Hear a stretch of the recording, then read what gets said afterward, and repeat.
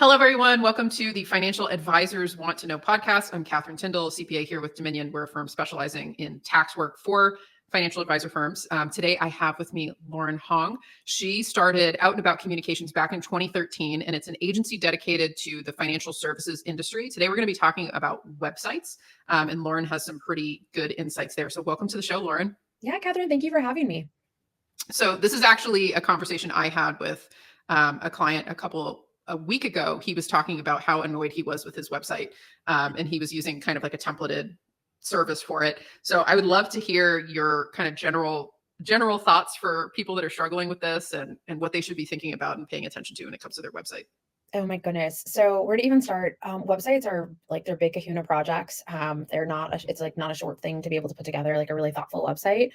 So I get why it's like, where do we even start or go with it? I kind of wanted to come in today with some pointers that I thought might be helpful for firms, just because we do see a lot of websites, we see a lot of data and kind of what works and what doesn't work.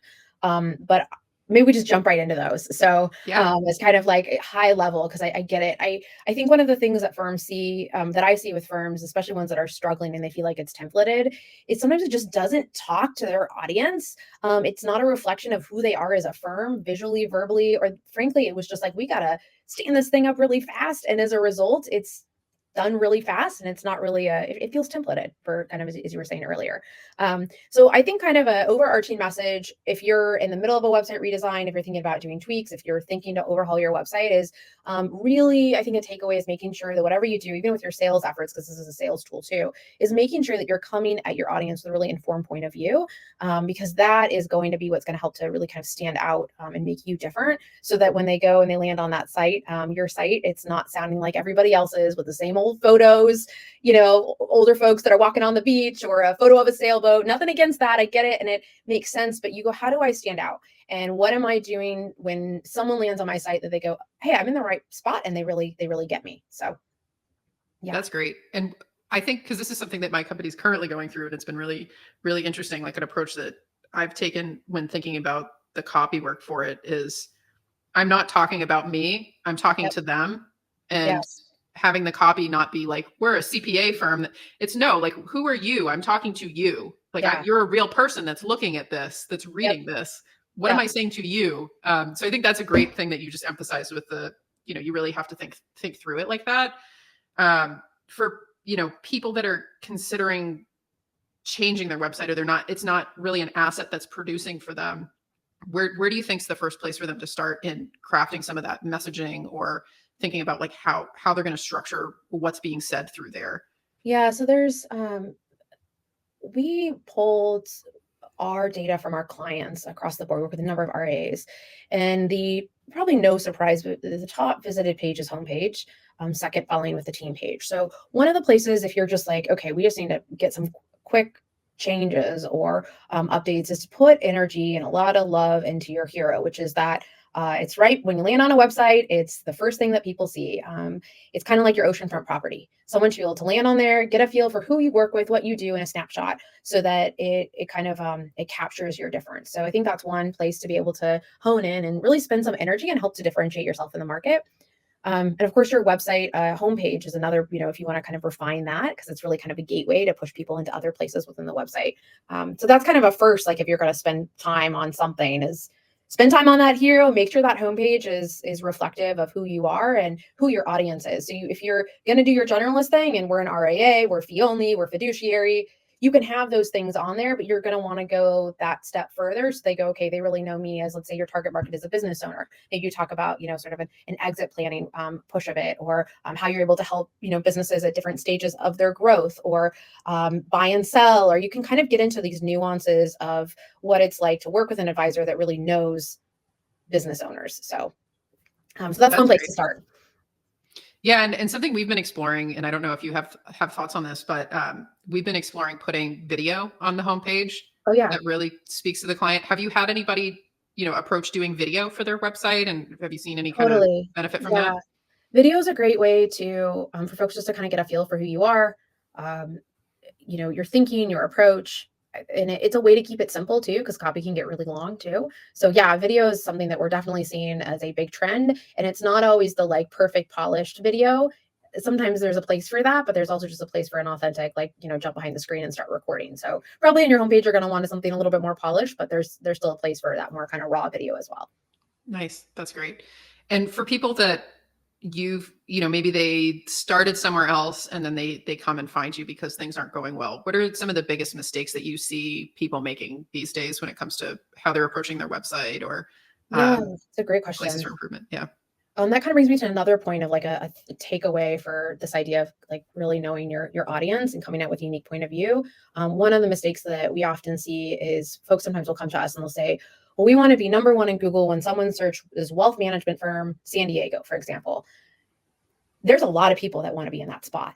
And there are a Mhm. lot of firms that are paying a lot of dollars to be able to keep in that, to keep that with that ranking. So part of it is to make sure that your content, what you're putting out there, both on your web pages, on your blog, is really aligned with the nuances of your specific audience and the problems that you're trying to solve. And that's going to help to tighten in that search with the keywords. It's going to be able to help you stand out, and it's going to be able to not make you kind of sound like the firm down the block. So that's a challenge that I see. Is it's a templated website, it's been redone. Maybe it's a website from kind of like way back when, and we've just kind of never like thought about who we really want to, focus on working with and how we want to differentiate ourselves in the market. Or it's just sort of like naivety, of kind of not knowing and what have you. So that's kind of a general common challenge that I see for firms of all different sizes and all different stages of their own business growth. Yeah, that's a really good point. And something else that I don't know if you have insight onto this of something that I always think about with marketing is what is the journey that this prospective client is going through to find me? And that because the website usually isn't something that's going to be driving a ton of traffic on its own, right? Mhm. Like there's going to be other things of reasons why people have come to it or how they're Yep. getting to it. And how do you think people should be thinking about that in terms of what you put on your website with what your overall strategy of like a client prospect journey is and how Yeah. you might change positioning depending on like what your strategy is, overall for like your marketing funnel, so to speak. Yeah, so if it's a referral, like a referral is going to say, go check out firm ABC. And they land on your website, firm ABC. That potential client is probably going to want to just validate that you're the real deal. Like you've got your shop open and that you feel legitimized. And so that feeling legitimized is that the copy, the hero, um, additional validations, like maybe pushing awards or in the news, or even if they pop over to you, if you've got a blog, that it's speaking to the things that resonate with you and maybe why someone referred you to that spot. If it's a cold prospect, though, it's gonna take a while to warm up. So that's where you wanna be kind of that, like you're just kind of beating on the same message, right? If you work going back to that business owner's example, like you want to be able to just consistently put out the same sort of messaging, similar, voice and tone, adding value, adding education, and helping those prospects find you. And that's where you're going to be able to actually help to start driving traffic to your site versus them, directly searching and going to your site, typing in the URL. So that's where you start to tell Google, hey, I'm an authority. I have something to say in this space and it's of value, and Google's got a whole algorithm for how they're defining all of that. And it's those breadcrumbs that you're putting out there that are circling you back to be able to say, I have something of value to add. So it's sort of like the prerequisite to the meeting you as a team. Yeah, that's great. And I think for something that I'm always interested in is okay, if you're going to make a commitment to make all these changes, what do you typically see for results for people who really commit to the process?